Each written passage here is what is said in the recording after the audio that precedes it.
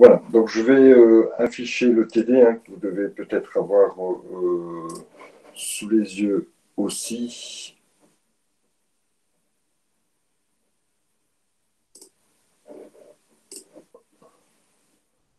Voilà, je pense que vous le voyez.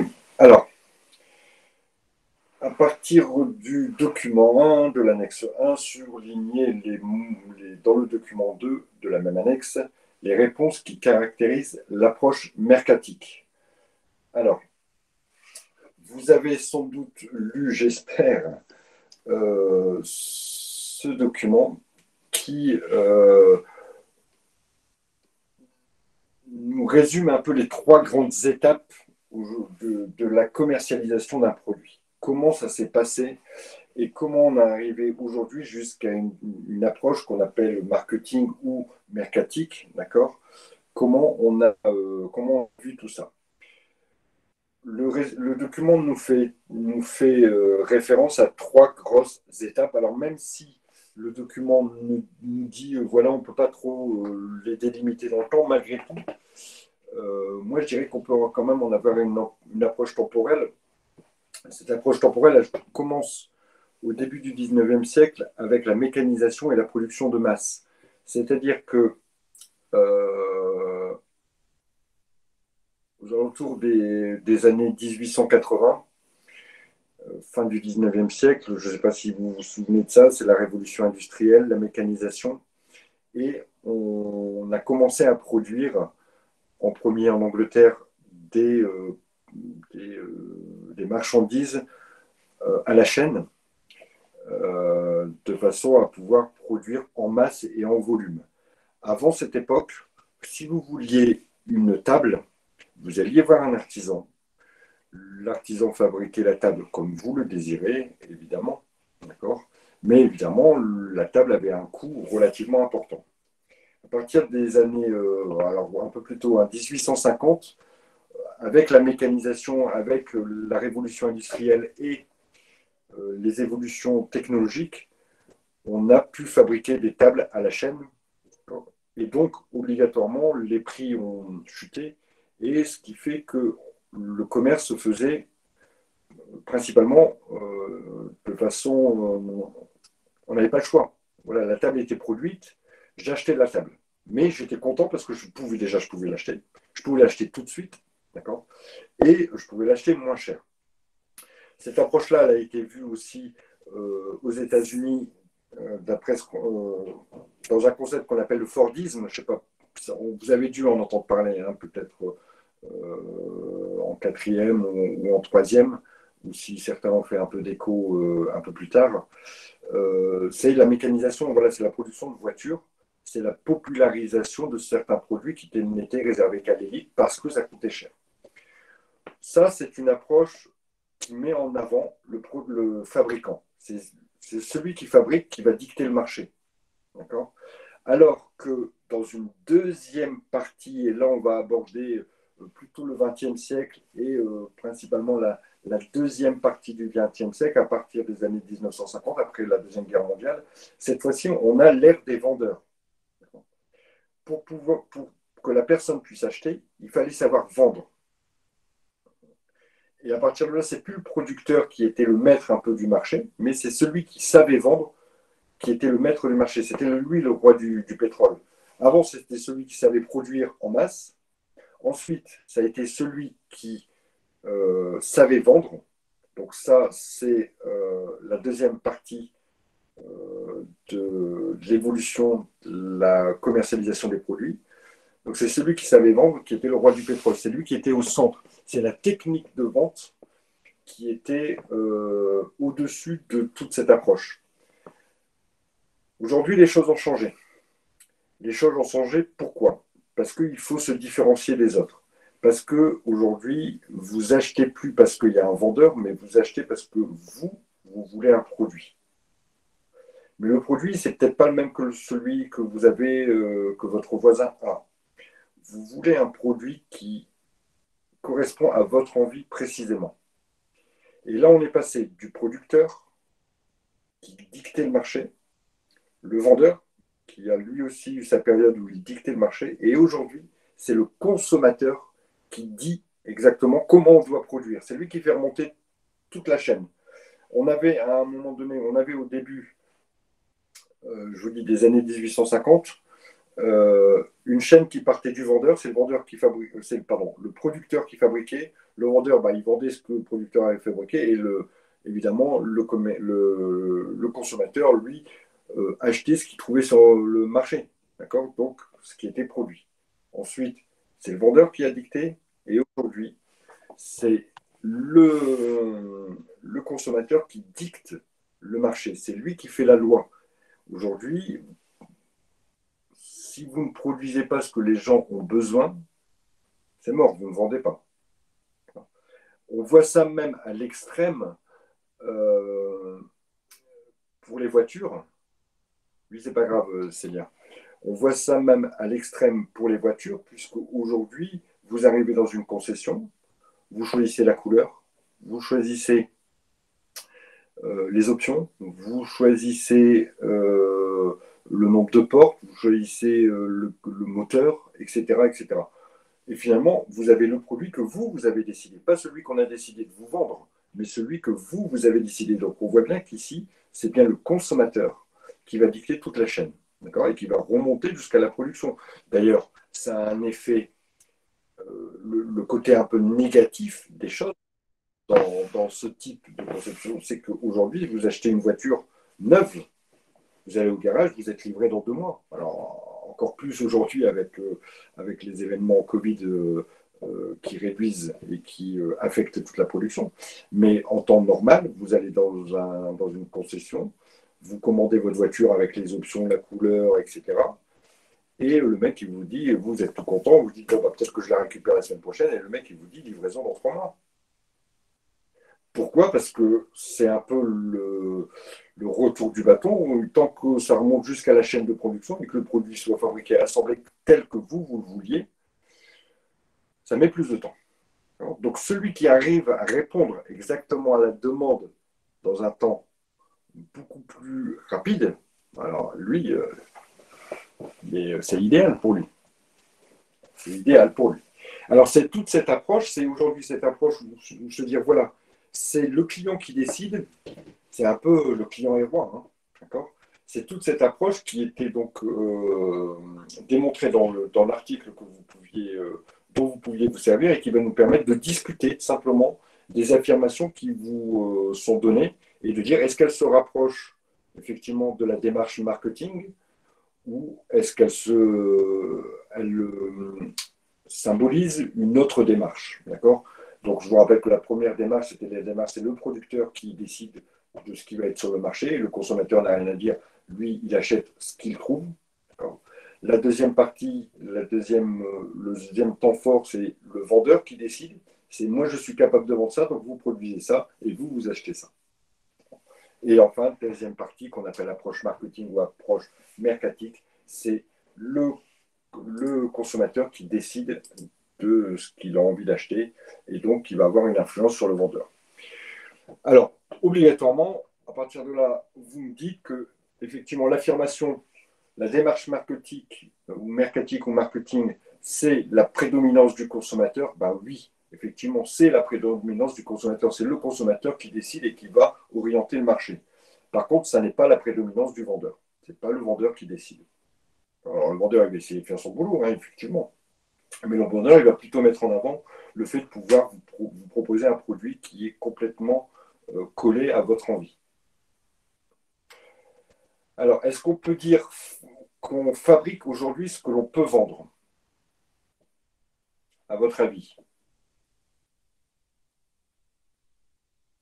Je ne pense pas qu'on dit ça. On dit surtout, on fabrique ce que les gens veulent acheter. Si vous fabriquez quelque chose que les gens ne veulent pas acheter, c'est mort. Vous ne vendrez pas votre produit. Vendre ce que nous fabriquons non plus. C'est vendre ce que les consommateurs ont envie d'acheter. Vous voyez, on a vraiment ces 3 choses, hein.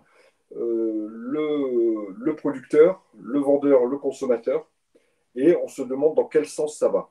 Aujourd'hui, ça va du sens du consommateur qui décide ce qu'il a envie d'acheter, le vendeur qui fait remonter jusqu'au producteur et le producteur qui produit exactement ce que le client a envie. Ce qui n'était pas du tout le cas dans les deux périodes précédentes. Effectivement, ici, ça sera plutôt la prédominance des études de marché plutôt que la prédominance des études techniques. Ça veut dire quoi ça? Ça veut dire que est-ce qu'on fabrique ce qu'on est capable de fabriquer techniquement ou est-ce qu'on fabrique ce qui ressort d'une étude de marché? L'étude de marché, c'est quoi? Voilà ce que veulent les gens. Voilà où sont mes clients. Voilà ce qu'ils veulent exactement et voilà combien ils sont capables de mettre. À partir de ces éléments-là, je vais pouvoir dire, ben voilà, je suis capable de vendre, donc il faut fabriquer. Donc effectivement, on est plutôt dans une ère. euh,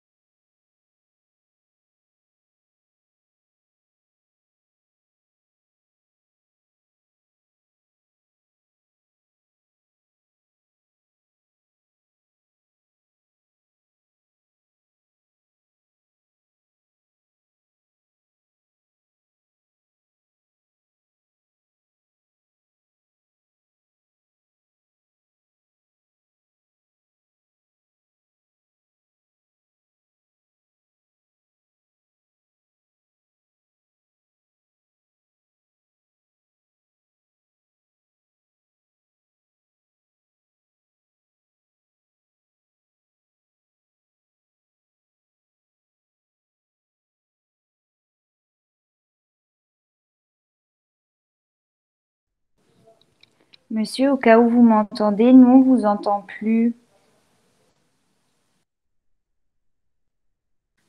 Ah, mais il avait dit qu'il avait plus de batterie sur son iPad.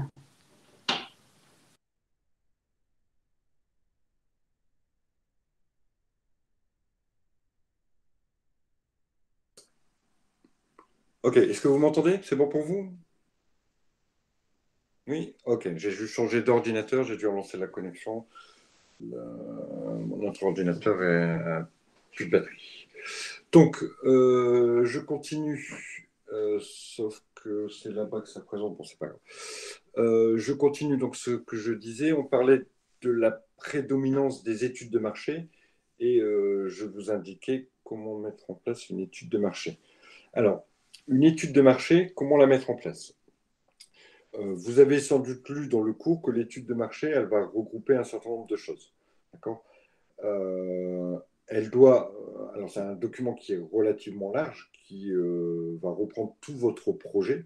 Alors on va imaginer par exemple que vous avez l'intention d'ouvrir un magasin ouvert au grand public, mais plus spécialisé pour les sportifs de produits diététiques, par exemple, ou plus, je ne sais pas moi, bon, on va garder cet exemple-là, d'accord, de produits diététiques, mais plus à vocation d'être utilisés par des gens qui ont une pratique du sport assez régulière. Donc ça, c'est vos produits. Alors, vous décidez de vous implanter, alors je connais un peu la région lilloise, vous décidez de vous implanter rue de Béthune à Lille. Et donc, vous allez vous dire, voilà, je vais faire une étude de marché. Alors, qu'est-ce que va prendre votre étude de marché? D'abord, elle va présenter le produit que vous allez vouloir commercialiser. D'accord.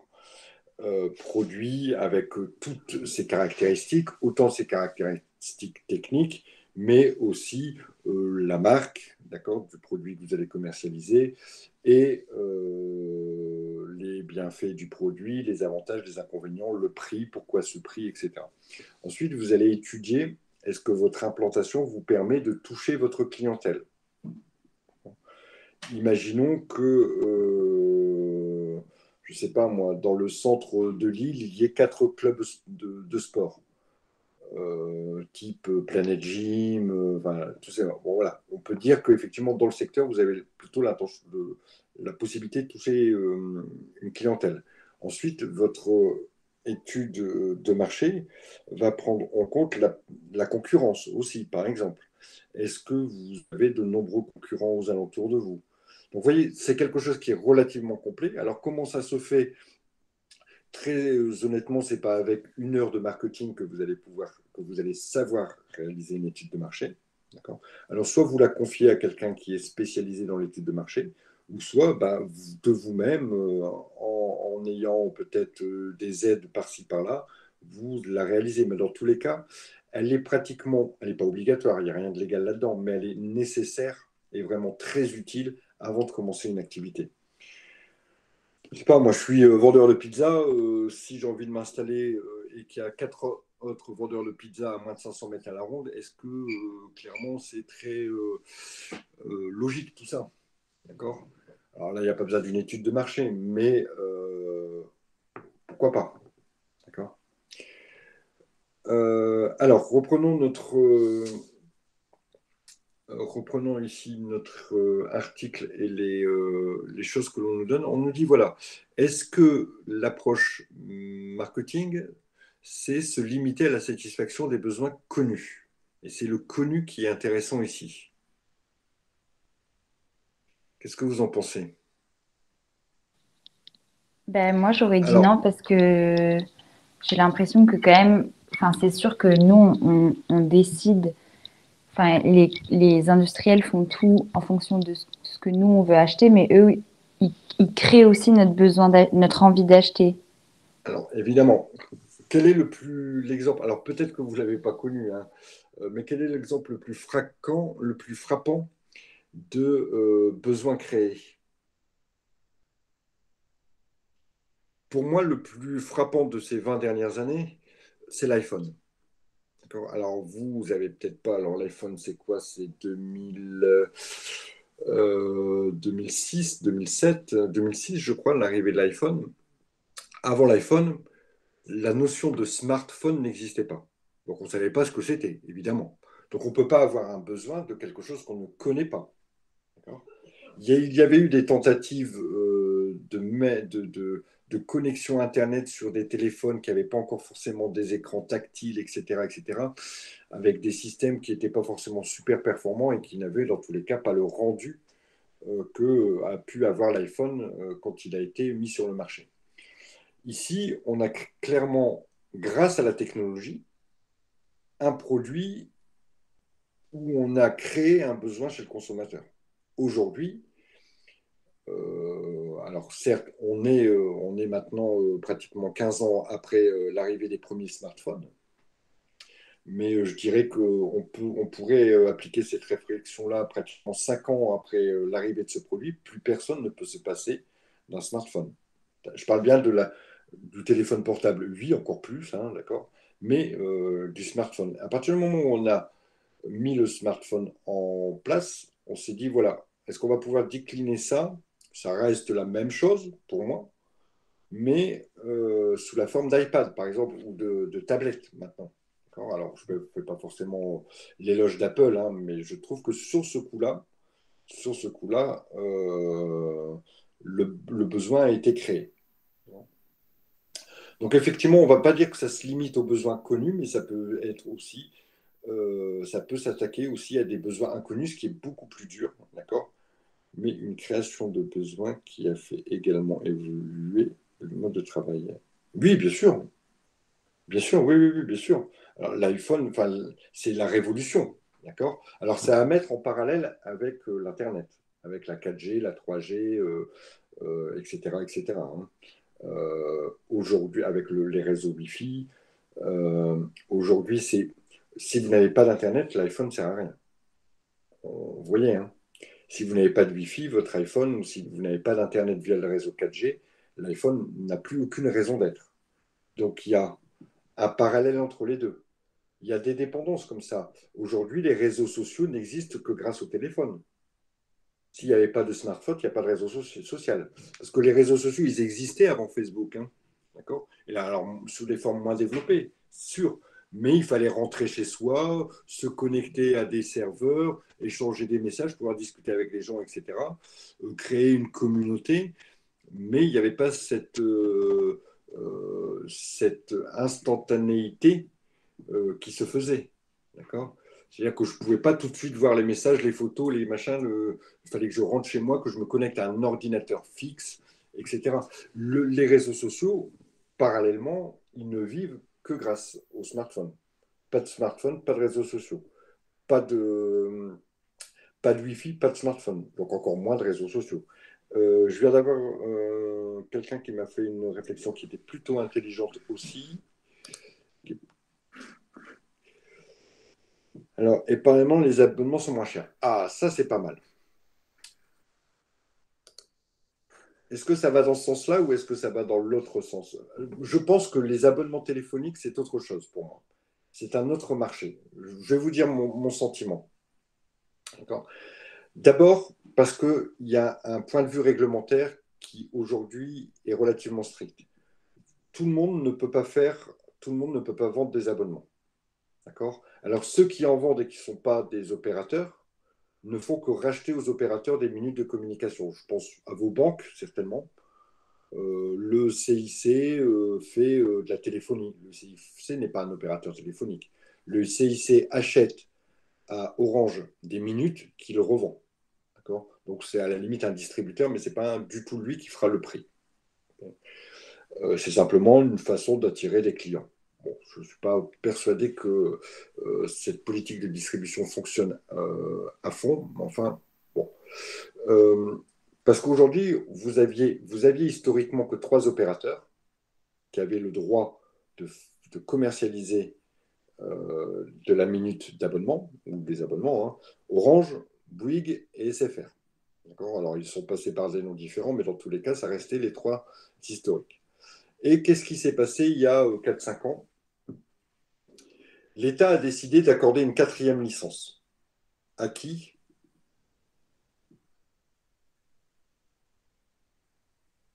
Vous n'avez rien compris? Ah, Free, voilà, si t'as pas Free, t'as rien compris. Voilà. Euh, Et Free, qu'est-ce qu'a fait? Qu'est-ce qu'il a fait, Free?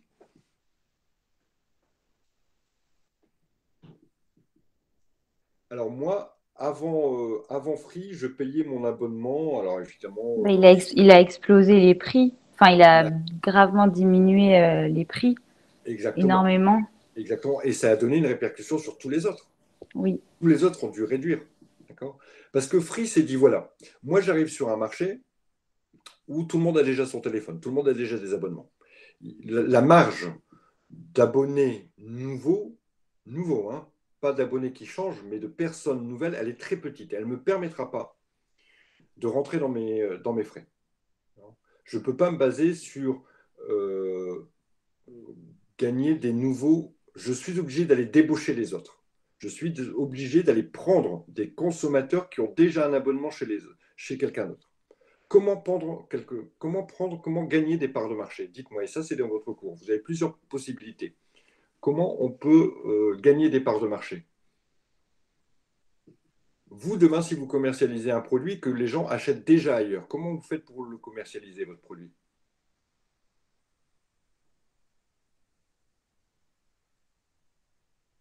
Bah, de façon, en bradant les prix, donc en ayant une offre plus attractive. Alors, elle est plus attractive comment, Anan? Elle est moins chère, ça c'est une possibilité, et c'est exactement ce qu'a fait Free. Ou bien ou alors on peut faire un produit un peu plus original. plus original ou de meilleure qualité. Oui. D'accord? Si vous voulez prendre des parts de marché, il faut montrer à votre client qu'il correspond mieux à ce que lui il attend et qu'il est de meilleure qualité, qu'il a un meilleur service après-vente, mais tout ça pour le même prix. C'est pas ce qu'a fait prix parce que c'est pas ce qu'a fait prix parce que c'est difficile d'être de meilleure qualité que une communication téléphonique. Enfin, je veux dire, à part avoir un meilleur débit ou avoir plus de débit, mais ça, ils n'étaient pas en capacité technique de le faire. Donc, ils ont choisi la méthode de exploser tout le monde avec des prix. Moi, je vous disais, avant mon forfait, je le payais, je sais pas, moi, il y a 4-5 ans, 50 euros. D'accord. Alors, effectivement, j'avais les SMS et 10 heures de communication, etc. Mais quand Free est arrivé et qu'il a proposé des prix entre 0 et 20 euros, 0 euros, il y avait des forfaits gratuits. Enfin, il y a toujours des forfaits gratuits. Si vous êtes abonné chez Free, vous avez le droit à un forfait 2 heures et SMS illimité, il me semble, gratuit. Donc, vous offrez quelque chose aux gens. Bon, bien sûr, il fallait être abonné chez Free. Ensuite, les premiers forfaits, c'était 2 euros et je crois que c'était jusque 20 euros. Donc, on avait une politique super agressive en termes de prix. Et grâce à ça, ils ont évidemment récupéré des clients, mangé des clients chez les autres. Et qu'est-ce qu'ils ont fait? Ils ont participé à ce que tout le monde aujourd'hui propose des forfaits qui vont de 10 à 20 euros, grosso modo. Bon, le grand gagnant là-dedans, ça a été le consommateur. Okay. Voilà comment Free a réussi à s'imposer et comment il a réussi à gagner des parts de marché. Mais monsieur, juste, je me pose une question bête, mais enfin, je me suis toujours posé cette question avec Free, en fait, parce que je pense que c'est l'exemple qui m'a le plus marqué dans ma vie. Mais comment ils ont fait pour mettre des prix aussi bas? Est-ce que c'était avant qu'on se faisait complètement arnaquer? Ou, Ah, ou alors est-ce que le réseau est moins bien? Ou je sais pas, moi, est-ce qu'il y a quelque chose de... alors Valérie nous dit oui, et moi je pense que oui aussi. On Oui s'est aussi. juste fait arnaquer, quoi. Ok. Alors, euh,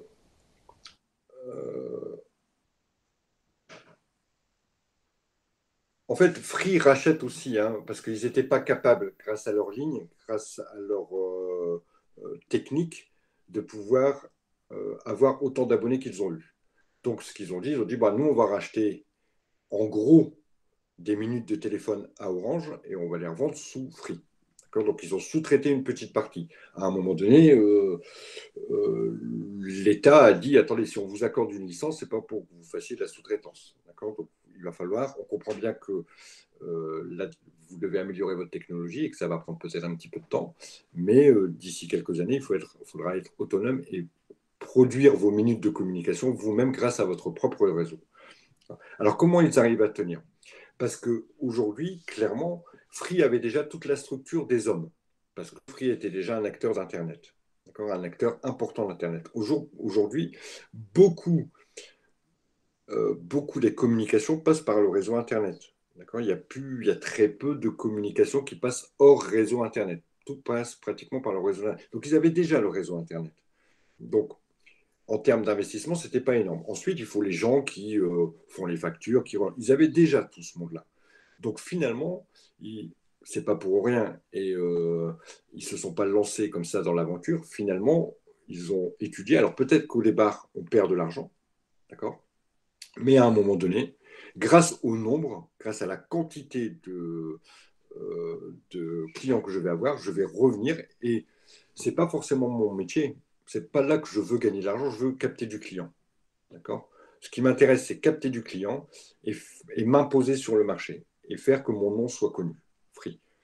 Comme ça me rapportera peut-être plus de clients aussi sur ce qui me rapporte de l'argent, c'est-à-dire l'abonnement Internet. Parce que si vous vouliez avoir le forfait à zéro, il faut avoir un abonnement Internet. Donc, et sur l'abonnement Internet, je gagne des sous. Parce que, grosso modo, l'abonnement Internet chez Free, c'est entre 40 et 50 euros. Ensuite, Free n'a aucune boutique ou a très peu de boutiques. Une boutique, ça coûte cher. Vous prenez tous les France Télécom, pas France Télécom, mais tous les boutiques Orange qu'il y a, toutes ces boutiques, il faut bien les payer, les personnes qui sont là, qui vous permettent de choisir un téléphone. Vous connaissez beaucoup de boutiques Free? Bah, Oui, non, c'est vrai. très, très peu. Donc, vous voyez, il y a des coûts qui sont moins importants. Donc, obligatoirement, ça leur a permis de faire. Alors, je ne suis pas sûr qu'ils aient gagné beaucoup d'argent sur la partie téléphonie. Mais ce n'était pas forcément le but. Le but, c'était déjà de mettre un pied dedans. D'accord? Et puis ensuite, de pouvoir faire évoluer les choses. Voilà, ensuite, effectivement, comme dit Valérie, là, je vois, ça a obligé les autres à créer des structures. Alors, ils ne voulaient pas assimiler Orange, ils ne voulaient pas montrer qu'ils baissaient les prix. Parce que si Orange montre qu'ils baissent les prix, ça montre qu'ils étaient capables de le faire avant et qu'ils se sont mis plein les fouilles avant. Donc, qu'est-ce qu'ils ont cru? Qu'est-ce qu'ils ont créé? Ils ont créé des structures particulières, telles Soch pour Orange ou telles RAID pour SFR. C'est Soch, c'est exactement Orange, hein, c'est exactement la même chose. D'accord? Sauf que chez Soch, c'est difficile à dire, bah, vous avez un forfait à 19 euros ou à 9 euros, enfin, je ne sais pas les prix, mais des forfaits qui peuvent rivaliser avec Free. Mais vous n'avez pas de service après-vente, vous n'avez pas voilà, toutes ces petites choses-là. Ça marche? Alors, je regarde parce qu'il y avait quelqu'un qui était intervenu. Même que les clients étaient gagnants, d'accord. Ils ont pas les prix, vous apprenez. Ils ont quand même fait des petites choses. Oui, oui, oui, pour Free, mais depuis très peu. Hein. Depuis très peu. Il commence à. Je sais qu'il y en a une à Valenciennes, hein, parce que j'habite dans le coin de Valenciennes. Il y en a une à Valenciennes, mais à côté de ça, il y a 4 boutiques Orange à Valenciennes, sur le Valenciennois. Il y en a une dans le Auchan Petite Forêt, il y en a une dans le centre de Valenciennes, une grosse boutique dans le centre de Valenciennes, il y en a une à Cambrai, etc. Et pourtant, il y a une seule boutique fric pour, je sais pas moi, 10 boutiques Orange. Donc, quand vous prenez le prix des locaux, etc., c'est relativement important. Alors, ici, sur se demander ce que peut payer le consommateur, est-ce que, à votre avis, alors rechercher des nouveaux marchés, oui, hein, on a dit, on avait dit là, ne pas se limiter à des besoins connus, mais aussi à des besoins qui ne seraient pas encore connus, donc à des besoins provoqués. Se demander ce que peut payer le consommateur, oui, c'est important parce qu'aujourd'hui, si vous mettez sur le marché un produit qui est super top, mais que vous visez une catégorie de clients qui ne sont pas capables de mettre le prix, votre produit, il peut être, les clients peuvent en avoir besoin, il peut être super top, répondre exactement à leurs envies. Bah, c'est aussi, il faut que le consommateur ait la capacité de payer. Donc, ce qui veut dire aussi que vous devez mettre en concordance ce que vous amenez et le prix, la perception que le consommateur a sur le produit. Est-ce que le produit vaut ce prix? Est-ce qu'il ne vaut pas ce prix? Et est-ce que je suis capable de mettre le prix?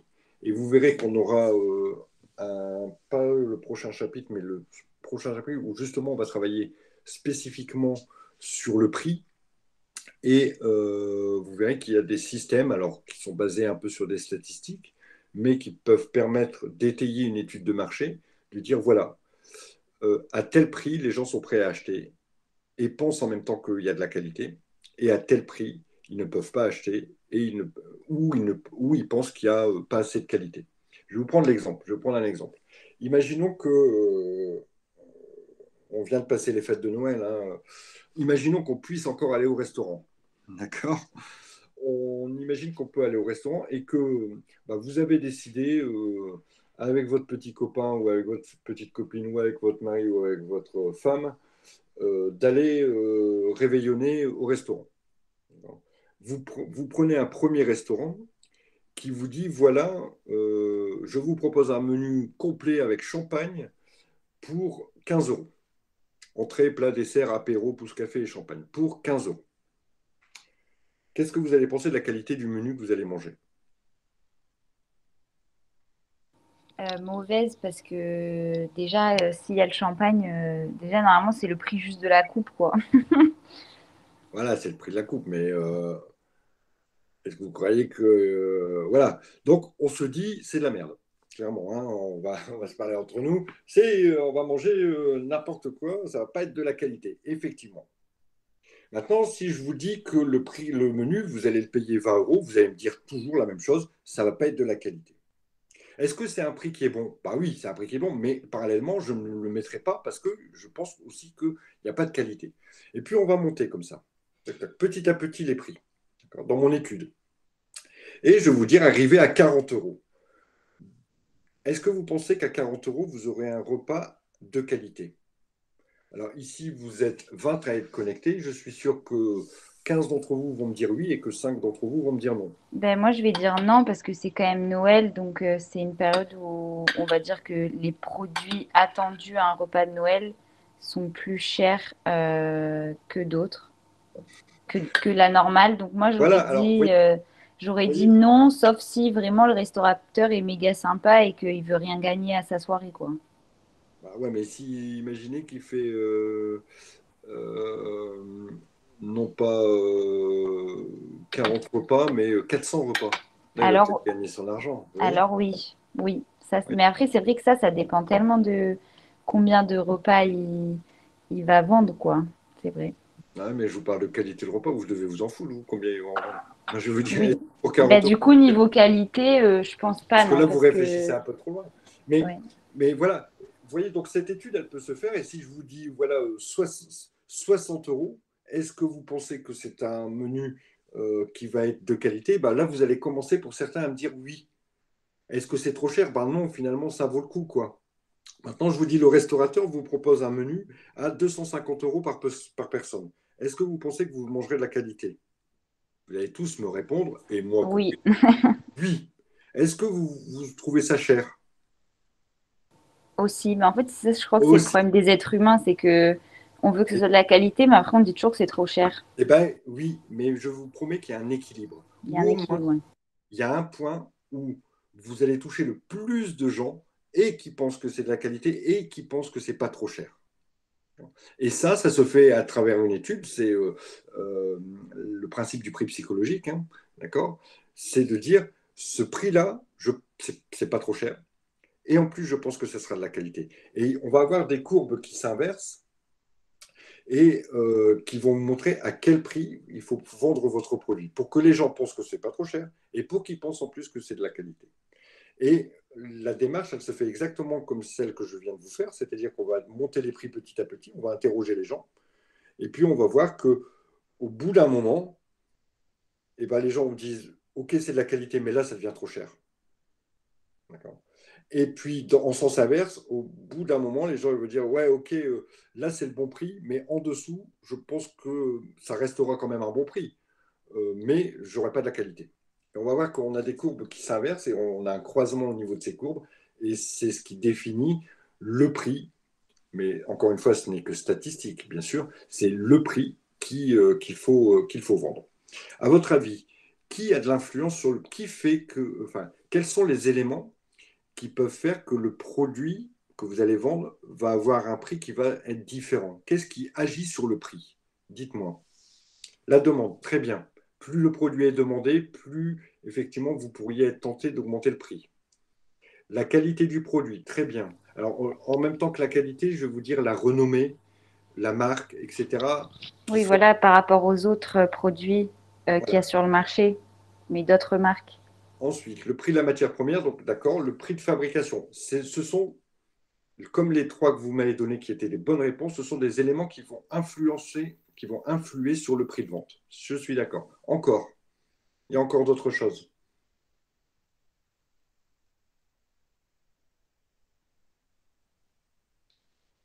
La réglementation, super, effectivement. La concurrence, super, très bien, c'est ça. Donc, je reviens sur ce que vous venez de me dire, hein.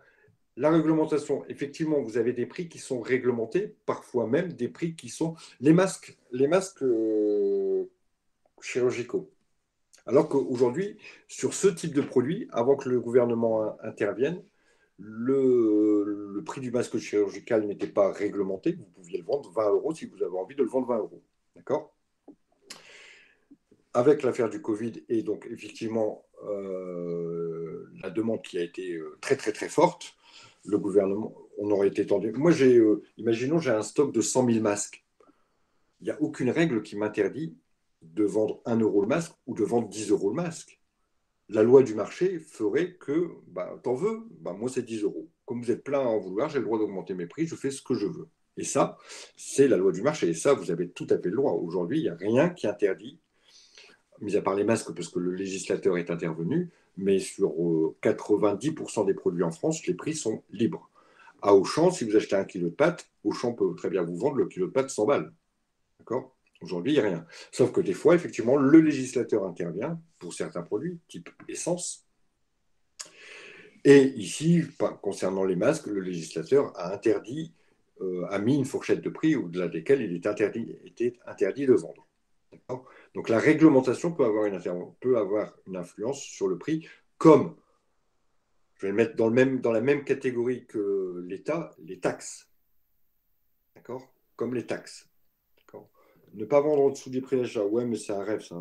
Effectivement, a priori, hors période de solde, on ne peut pas vendre en dessous du prix d'achat. Mais effectivement, les taxes vont influencer le prix. On le voit bien sur les cigarettes, par exemple.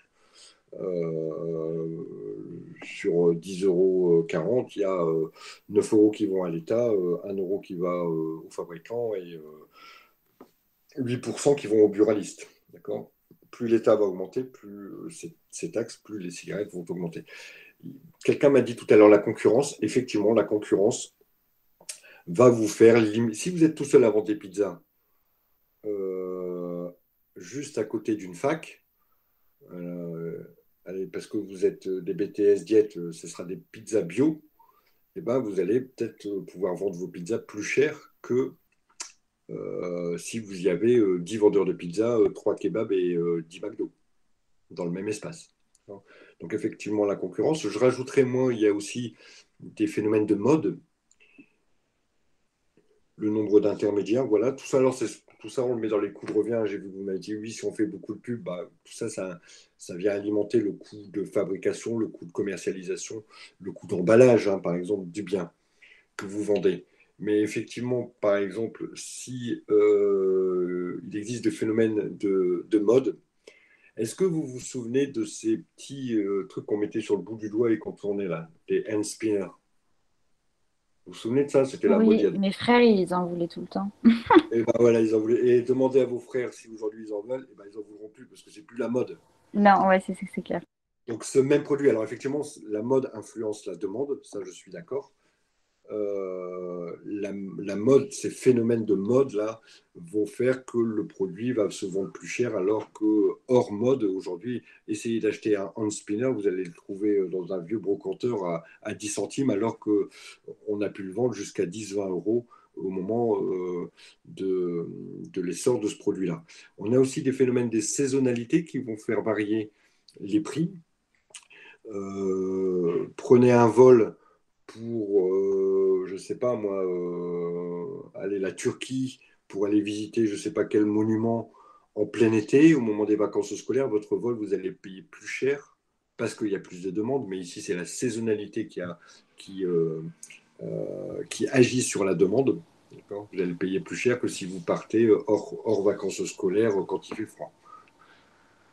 Mais aussi, Voilà. monsieur, par exemple, est-ce que pour tout ce qui est, enfin, pas pour les ventes de produits nationales, mais pour, par exemple, les petits restaurants, aussi, la zone géographique, elle va déterminer le prix. Exactement.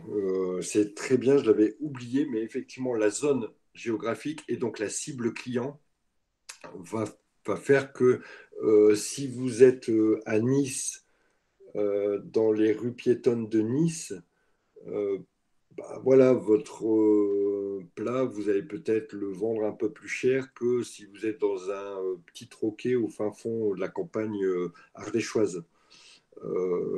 Ou si vous vendez un produit dans une zone touristique très, on va dire, où il y a beaucoup de touristes étrangers. Par exemple, on voit ça avec les touristes étrangers qui ont voilà, un certain pouvoir d'achat. Le prix va sans doute être augmenté par rapport à d'autres zones où le même produit serait vendu. Très bien, effectivement, la zone géographique et donc la cible client. Et donc tout ça, vous voyez, tous ces éléments dont on vient de parler, ben, tout ça, quand je ne sais plus qui me posait la question de l'étude de marché, ben, tout ça, ça fait partie de votre étude de marché. Tout ça, il va falloir le regarder, il va falloir l'étudier. Alors, vous trouvez des sources à l'INSEE, mais après, ça peut être aussi dans des enquêtes qui peuvent être faites, hein, d'accord? Des enquêtes comme celles qui vous étaient proposées dans ce TD. Et d'ailleurs, je vous propose de basculer là-dessus les deux autres petites choses ici. On a bien compris ce qu'on voulait dire quant à cette problématique, mais j'aimerais qu'on réfléchisse les 10 minutes qui nous restent. Ah oui, c'est pas sur cet ordinateur-là. Alors, on retourne, je change d'ordinateur.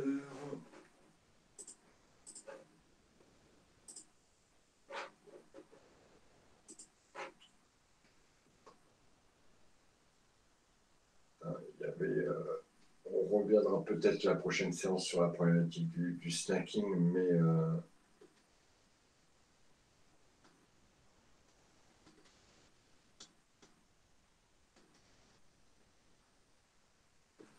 voilà. Alors, vous aviez donc une enquête ici. Alors, c'est pas forcément une enquête qui a été faite pour le lancement d'un produit, mais c'est une enquête. Après, les enquêtes de ce type vont plutôt être basées avec les mêmes règles, on va dire, hein. Vous avez ici une enquête et on vous demande de la critiquer. On demande de voir les points positifs et éventuellement les points négatifs euh, par rapport, bien sûr, aux éléments que vous pouviez trouver dans votre cours. Allez-y, dites-moi ce que vous pouvez donner de positif et ce que vous pouvez donner de négatif par rapport à cette enquête. Dites-moi tout ce qui vous passe par la tête.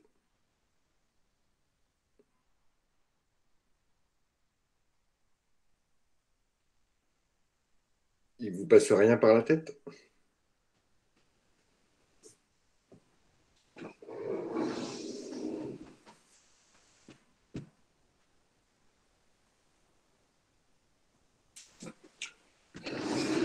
Alors moi, quand je vois cette enquête, déjà, je me dis qu'elle est longue. D'accord? Ici, Ben moi, on monsieur, a une juste, je quinzaine de trouve que questions. Allez-y, allez-y, je préfère que ce soit vous qui parliez. Ah, pardon. Oui, moi, je trouve que c'est un peu trop, enfin, très satisfaisant. Il y a trop de choix de réponses. D'accord. Alors, je suis un peu d'accord avec vous, mais en même temps, euh, ce type de questions fermées, où on n'a pas le choix d'expliquer pourquoi, etc. Ici, on a juste une question qui est ouverte. C'est la dernière question où on peut apporter des compléments sur ce qu'on a dit. Mais ce type de questions fermées, alors certes, il y a beaucoup de choix, mais finalement, il n'y a que quatre choix, puisque le dernier ne se prononce pas, c'est quelqu'un qui ne veut pas répondre. Oui, après, c'est sûr que c'est juste bien ou mal. C'est vrai que c'est pas mieux non plus après pour étudier les Voilà, réponses au final. Mm. finalement, le traitement par la suite va être relativement facile. Je vais compter combien il y a de satisfaits et puis je vais te dire, bon, on a plutôt une tendance satisfaite, une tendance très satisfaite ou une tendance plus satisfaite. Je vais rechercher des tendances par rapport à ça. Donc, voilà, il faudrait un peu plus défendre votre idée, mais pour moi, pas trop. Je trouve pas. Par contre, je la trouve très longue, en longueur, d'accord, au nombre de questions posées. Pourquoi elle est, à mon sens, trop longue? Et quelle est la problématique d'un questionnaire qui serait trop long? La problématique Mais d'un les gens, ils veulent pas répondre. alors, Ils veulent, ils veulent pas prendre le temps, je veux dire, de répondre au questionnaire.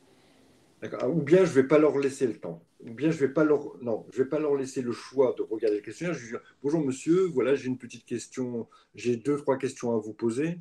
Est-ce que vous auriez 5 minutes? La personne va vous dire oui. Et puis au bout d'un moment, ça va commencer à la gaver parce que de 5 minutes, on est déjà à 10 minutes de questionnaire et que j'ai autre chose à faire.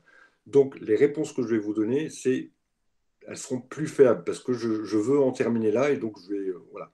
Au même titre que si le questionnaire est écrit, d'accord, au bout d'un moment, je vais en avoir marre et je vais faire des croix un peu n'importe où pour faire comment ça s'appelle, un morpion, voilà. Et puis les réponses ne seront pas exploitables. Donc un questionnaire trop long va vite fatiguer les gens et eux, ils vont le bâcler pour le terminer au plus vite. Moi, j'ai vu des fautes d'orthographe qui me posent un réel problème, d'accord, puisque c'est l'image de l'entreprise qui ici est donnée. Et le fait qu'il y ait des fautes d'orthographe, alors il y a une faute notamment, alors je ne l'ai pas là à l'écran, mais sur accueil qui n'est pas bien écrit, d'accord. Donc ça pose un souci. Vraiment, alors on n'est pas tous égaux devant l'orthographe, hein, même si je pense qu'on peut faire un petit effort. Alors j'ai eu l'occasion de lire certaines copies, des fois ça fait un peu peur, hein. Mais euh, Quand on rédige un questionnaire, généralement, on ne le fait pas tout seul. Alors, encore plus dans le cadre professionnel, ne pas hésiter à faire relire son questionnaire. Ça nous arrive à tous, ça m'arrive à moi aussi, hein, de faire une erreur, une faute involontaire parce qu'on n'a pas eu le temps de relire ou parce qu'on a écrit vite. Euh, Ça ne coûte rien de faire vérifier son questionnaire et de le faire valider par un supérieur ou par un collègue. Par contre, donc on vient de donner 2 points négatifs, on va comment donner des points positifs. Ce questionnaire, il est bien structuré. Vous voyez qu'il y a des blocs de questions. Et ces blocs de questions permettent, après, dans l'analyse, de pouvoir avoir des blocs de réponses. Concernant l'accueil téléphonique, voilà, ça sera beaucoup plus facile à traiter. Concernant l'accueil en physique, concernant les stagiaires ou les étudiants qui répondent aux clients, etc. Donc, le fait que ce soit structuré, organisé par bloc, c'est plutôt un point positif. Deuxième point positif, ce questionnaire, il a une petite phrase d'introduction, ou ici un petit paragraphe d'introduction, qui vous dit, qui explique le pourquoi du questionnaire. Dans le souci de vous apporter le meilleur service, le COA vous propose de participer à l'enquête qualité. Vos réponses, blablabla. Bla. Donc on sait pourquoi on nous pose des questions. Voilà, parce que c'est dans mon intérêt finalement. Et ici, on fait ressortir l'intérêt du client. Petit point négatif, ici on a le terme COA. Je ne sais pas moi ce que c'est que COA. Alors j'ai imaginé que c'était le nom du magasin. D'accord. Attention à ne pas utiliser d'acronymes ou de sigles qui peuvent pour vous paraître évidents. Je pense à l'IMC par exemple. Si vous deviez réaliser un questionnaire dans lequel vous parleriez de l'IMC, je vous conseille au moins une fois, si le terme est répété plusieurs fois, mais la première fois que vous l'utilisez, d'indiquer indice de masse corporelle, entre parenthèses IMC, et ensuite vous pourrez reprendre le sigle par la suite. Ensuite, par contre, ce que je regrette, c'est qu'il n'y ait pas de phrase de remerciement à la fin. D'accord. Une fois que la personne a rempli son questionnaire, elle a une dernière question qui lui permet éventuellement de faire d'autres remarques, et basta. Il aurait fallu peut-être indiquer une petite phrase. Nous vous remercions de l'attention que vous avez pu porter à ce questionnaire. Sachez que blablabla. Alors voilà, est-ce que vous avez vu d'autres choses qui vous choquaient? Les questions ne sont pas trop longues. Elles sont plutôt simples, je trouve, au même titre que les possibilités de réponse. Elles sont simples, soit je suis très satisfait, soit je suis satisfait, soit je ne suis pas satisfait, ou soit je ne suis pas satisfait du tout. On a la possibilité de se dire on ne se prononce pas. Alors par contre, ne se prononce pas, je ne vois pas l'intérêt de ne se prononce pas. Pourquoi je ne répondrais pas à la question? Il n'y a pas de question piège, il n'y a pas de question qui pourrait mettre en difficulté la personne. Alors soit elle ne se prononce pas parce qu'elle n'a pas eu l'occasion de téléphoner. Bon, ouais, il faudrait vraiment revoir ce truc, je ne me prononce pas, quoi, la dernière possibilité de réponse. D'autres choses que vous avez vues?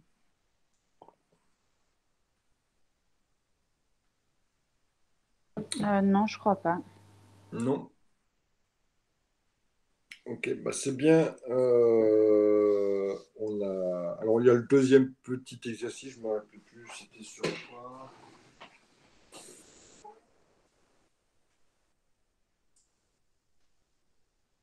Ah oui, c'était sur le marché et les étudiants qui veulent s'implanter. Bon, je pense qu'on prendra peut-être le temps la prochaine fois de regarder cette question-là.